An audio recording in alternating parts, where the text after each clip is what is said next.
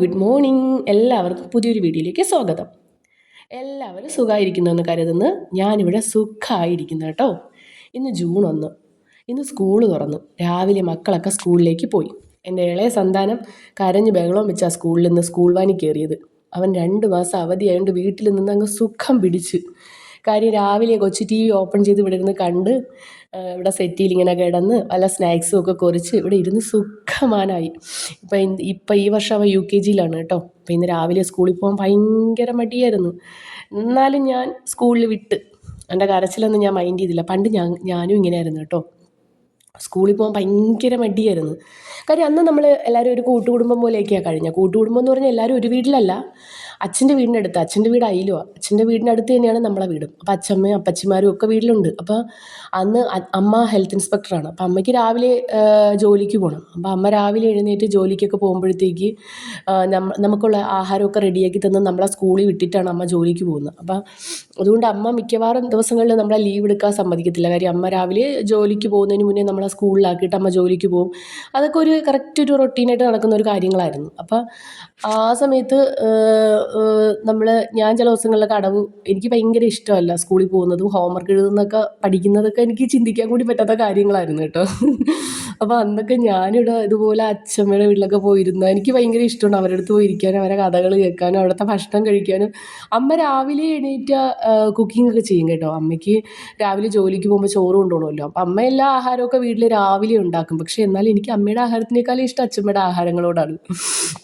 അച്ഛമ്മയുടെ ടേസ്റ്റൊക്കെയാണ് എനിക്ക് ഭയങ്കര ഇഷ്ടം. അങ്ങനെ എനിക്ക് സ്കൂൾ തുറക്കുമ്പോൾ ഭയങ്കര മടിയാണ്. സ്കൂൾ തുറക്കല്ലേ, ഞാനൊന്ന് പെട്ടെന്ന് വലുതായെങ്കിൽ സ്കൂളിൽ പോകാതിരിക്കാൻ പറ്റാത്തൊരു ലോകം ഉണ്ടായിരുന്നെങ്കിൽ എന്നൊക്കെ പറഞ്ഞ് ചിന്തിക്കുന്ന ഒരു കാലം എനിക്കുണ്ടായിരുന്നു കേട്ടോ. അത് തന്നെയാണ് എൻ്റെ മോനും. അവന് ഹോംവർക്ക് ചെയ്യുന്നതിനോടും സ്കൂളിൽ പോകുന്നതിനോടും ഒക്കെ ഭയങ്കര ഇഷ്ടക്കേടാണ്. പക്ഷെ എന്നാലും നമുക്ക് സ്കൂളിൽ വിട്ടല്ലേ പറ്റൂ. അങ്ങനെ ഞാൻ എൻ്റെ അച്ഛമ്മേനെയും എൻ്റെ അച്ഛൻ്റെ വീട്ടുകാരും കുട്ടിക്കാലവും ഒക്കെ എനിക്ക് ഒരുപാട് മിസ്സാവാറുണ്ട് കേട്ടോ. എപ്പോഴും അച്ഛമ്മ എനിക്ക് ഭയങ്കര ഇഷ്ടമായിരുന്നു. അച്ഛമ്മ എനിക്ക് മിസ്സാവാറുണ്ട്. അതുപോലെ തന്നെ അച്ഛമ്മയുടെ ആഹാരങ്ങളും. അച്ഛമ്മയുടെ അന്നത്തെ കാലത്തെന്ന് പറഞ്ഞാൽ ഇന്നത്തെ പോലെ ഫാസ്റ്റ് ഫുഡും അങ്ങനെയുള്ള ആഹാരങ്ങളൊന്നും ഉണ്ടായിരുന്നൊരു കാലമല്ല. അന്നൊക്കെ നമ്മൾ പറമ്പിൽ നിന്നൊക്കെ എടുക്കുന്ന സാധനങ്ങളും അതൊക്കെ തന്നെയായിരുന്നു രാവിലെ ഉച്ചയ്ക്ക് വൈകിട്ടും ഒക്കെ കഴിക്കുന്നത്. അവർ വെളിയിൽ നിന്നുള്ള ഫുഡ് ഭക്ഷണമൊന്നും അച്ഛമ്മയുടെ കാലത്ത് നമ്മളൊരു ഒരുവിധമുള്ളൊരു കുഞ്ഞുകാലങ്ങളിലൊന്നും കഴിച്ചിട്ടില്ല. പിന്നെ കുറച്ച് കാലമൊക്കെ കഴിഞ്ഞതിന് ശേഷമാണ് നമ്മൾ പുറത്തുനിന്നൊക്കെ ആഹാരം കഴിക്കാനും ഒക്കെ തുടങ്ങിയത്. അന്നത്തെ കാലത്ത് ഞാൻ മാത്രമല്ല, എല്ലാവരും അങ്ങനെ തന്നെയായിരുന്നു. അച്ഛമ്മയുടെ ആഹാരങ്ങൾക്കെല്ലാം പ്രത്യേക ടേസ്റ്റാണ് കേട്ടോ. അച്ഛമ്മ ആഹാരം വയ്ക്കുന്നതിനോട് ഭയങ്കര ടേസ്റ്റാണ്. കാര്യം അച്ഛമ്മയുടെ ആഹാരങ്ങളെന്നൊക്കെ പറഞ്ഞാൽ നമ്മളെപ്പോലെയൊന്നും അല്ല. 1 മണിക്കൂർ ഇരിക്കും. ഒരു ഓമയ്ക്കൊക്കെ കിട്ടിയിരുന്ന് അരിഞ്ഞ് പറക്കാനായിട്ട് അച്ഛമ്മ ഒരുപാട് സമയം ഇരിക്കും. അരിഞ്ഞ് പറക്കി നാട്ടുവർത്താനങ്ങളും കഥകളും ഒക്കെ പറഞ്ഞ് അതെടുത്ത് കൊണ്ടുവന്ന് അങ്ങനെ അന്നത്തെ കാലത്ത് അങ്ങനെയായിരുന്നു എല്ലാവരും. അങ്ങനെ എൻ്റെ ഫേവറേറ്റ് ആയിട്ടുള്ള അച്ഛമ്മയുടെ ഒരു പപ്പായത്തോരനാണ് കേട്ടോ ഞാൻ ഇന്നിവിടെ ഉണ്ടാക്കുന്നത്. ഇപ്പം നമ്മളെല്ലാവരും വീട്ടിലുണ്ടാക്കുന്ന പോലെ തന്നെ വലിയൊരു ചീനിച്ചട്ടി വയ്ക്കുക, അതിനകത്ത് കടുക്, ഉഴുന്ന് പരിപ്പ്, വറ്റൽമുളക്, കറിവേപ്പിലയൊക്കെ ഇട്ട് നന്നായിട്ട് വഴറ്റുക. അച്ഛമ്മ ഒരുവിധമുള്ള എല്ലാത്തിലും ഉഴുന്ന് പരിപ്പിടും കേട്ടോ. അച്ഛമ്മയുടെ ഒരു സ്പെഷ്യലാണ് ഉഴുന്ന് പരിപ്പിട്ടുള്ള തോരൻ. പാവയ്ക്ക തോരനിലും അച്ഛമ്മ ഉഴുന്ന് പരിപ്പിടുന്നത് ഞാൻ കണ്ടിട്ടുണ്ട്.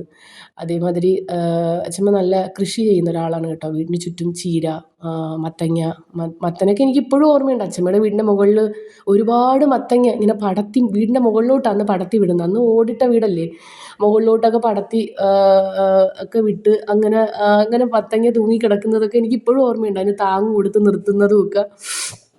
അത് ഇന്നത്തെ പോലത്തെ ചെറിയ മത്തങ്ങയൊന്നും അല്ല കേട്ടോ. അന്നൊരു മത്തങ്ങയ്ക്കൊരു എനിക്ക് തോന്നുന്നു ഒരു ചക്കയുടെ വലിപ്പമുണ്ട്. അത്രയും വലിയ മത്തങ്ങയൊക്കെ പിടിക്കുമായിരുന്നു. അതൊക്കെ അന്ന് അച്ഛമ്മ തന്നെയാണ് രാവിലെ എണീറ്റ് കിളച്ച് അതിന് വളമൊക്കെ ഇട്ട് ഭയങ്കര ഒരു അധ്വാനിയായിരുന്നു എൻ്റെ അച്ഛമ്മ. അപ്പം അച്ഛമ്മയുടെ ഒരു ഫേവറേറ്റ് ആയിട്ടുള്ളൊരു വിഭവം എനിക്ക് ഫേവറേറ്റ് ആയിട്ടുള്ള അച്ഛമ്മ ഉണ്ടാക്കുന്നതിലൊരു വിഭവമാണ് പപ്പായത്തോരൻ. പക്ഷേ എൻ്റെ അമ്മ ഉണ്ടാക്കിയാൽ ചിലപ്പോൾ ഞാൻ പപ്പായത്തോരൻ അധികം കഴിക്കത്തില്ല. പക്ഷേ അച്ഛമ്മയുടെ പപ്പായത്തോരൻ എനിക്ക് ഭയങ്കര ഇഷ്ടമാണ്. പക്ഷെ അന്നത്തെ കാലത്ത് നമ്മളിതുപോലെ ഈ ചോപ്പറിൽ 5-6 കഷ്ണം ഇട്ട് 2 വലി വലിച്ച തോരൻ റെഡി. പക്ഷെ അന്ന് അങ്ങനെയൊന്നും അല്ല കേട്ടോ. അവർ കുറച്ച് നേരം ഇരുന്ന് അരിഞ്ഞ് പറക്കി അതേമാതിരി തന്നെ ഇപ്പം നമ്മൾ മിക്സിയിലല്ലേ അരയ്ക്കുന്നത്. പക്ഷെ അന്ന് അച്ഛൻ്റെ വീട്ടിലൊക്കെ ആണെങ്കിൽ മിക്സിയല്ല കേട്ടോ. അവർക്ക് അടുക്കളയുടെ ഒരു സൈഡിലായിട്ട് അരപ്പുകല്ല് ഇടാനായിട്ട് തന്നെ അരകല്ല് ഇടാനായിട്ട് തന്നെ അവർക്കൊരു സ്ഥലം ഉണ്ടായിരുന്നു. പക്ഷെ ഇന്നത്തെ നമ്മുടെ ഇത് വെക്കുന്ന വീടുകളിൽ അരകല്ലും അമ്മിക്കല്ലും ഒന്നും ഇടാനായിട്ടൊന്നും നമുക്ക് സ്ഥലങ്ങളില്ല. പക്ഷെ അന്ന് കാലത്ത് എല്ലാത്തിനുമുള്ള സ്ഥലങ്ങൾ വീടുകളിലുണ്ടായിരുന്നു. അത് രാവിലെ ഒരു തേങ്ങയായിട്ടൊക്കെ ഇറങ്ങിക്കഴിഞ്ഞാൽ തോരന്, മീൻ കറിക്ക്, അവിയലിനൊക്കെ അരച്ചിട്ടാണ് അവർ വീട്ടിൽ കയറുന്നത്. ഇപ്പോഴും അച്ഛമ്മയുടെ വീട്ടിലെ അരകല്ലൊക്കെ ഇപ്പോഴും അവിടെ കിടപ്പുണ്ട് കേട്ടോ. അതിലൊന്നും നമുക്കൊന്നും പിടിക്കാൻ പോലും പറ്റത്തില്ല. അത്രയും വലിയ കല്ലൊക്കെ ആയിരുന്നു. പക്ഷെ ഇന്നിപ്പം നമ്മുടെ വീട്ടിൽ മിക്സിയും അരിയുന്നതിന് ചോപ്പറും അങ്ങനെയൊക്കെ ആയിരുന്നു. അങ്ങനെ ഇതെല്ലാം അടുപ്പിൽ കിടന്ന് വെന്തതിന് ശേഷം തേങ്ങ, ജീരകം, വെളുത്തുള്ളി, ചെറിയുള്ളി, എനിക്ക് ചെറിയുള്ളി ഇല്ലാത്തതുകൊണ്ട് ഞാൻ സവാളയാണ് ഇട്ടേക്കുന്നത് കേട്ടോ. ചെറിയുള്ളി പിന്നെ മഞ്ഞൾപ്പൊടി എല്ലാം കൂടി ഇട്ട് മിക്സിയിലൊന്ന് അരച്ചിട്ട് നമ്മൾ ഈ പപ്പയ്ക്കകത്ത് വീഴ്ത്തും. അങ്ങനെ നമ്മുടെ പപ്പായ തോരൻ റെഡി.